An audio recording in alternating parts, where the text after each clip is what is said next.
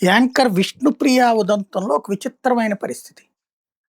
బహిరంగంగానే అర్ధనగ్న నృత్యాలు దారుణమైనటువంటివి చేస్తున్నటువంటి రోజుల్లో, అమ్మాయి ఏదో ఇప్పుడు అన్నిట్లలో గూడా పెయిడ్ సబ్స్క్రిప్షన్‌లని వచ్చినాయి. అది ఫేస్‌బుక్కులు, ఇన్‌స్టాలు ఇట్లాంటి వాటిట్లో అట్లా పెడుతున్నారు. ట్విట్టర్‌లో గూడా పెట్టారు గదా! పెయిడ్ సబ్స్క్రిప్షన్స్ అనేది. ఎందుకంటే అందరికీ గాకుండా మెచ్చుకునేవాళ్ళు లేపోతే నన్ను నమ్మేటటువంటి వాళ్ళు డబ్బులు కట్టండి అని జెప్పేటటువంటి ఒక కాన్సెప్ట్.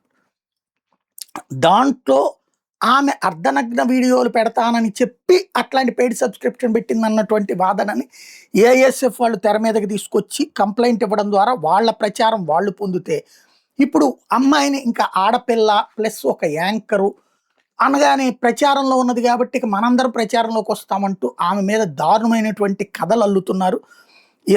ఇందులో ఒకటి రూ. 380 సబ్స్క్రిప్షన్ ప్లాన్ ద్వారా వచ్చే ఆదాయం ఒక్కసారిగా పెరిగిపోయింది. పాత సబ్స్క్రైబర్ల కంటే కొత్తగా చేరిన వాళ్ళు ఎక్కువగా ఉన్నారు. గతంలో 1892 మంది ఉంటే ఇప్పుడు 4832 మంది అయ్యారు. నెలవారీ ఆదాయం 7,18,000 నుండి 18,36,000కి పెరిగిపోయింది.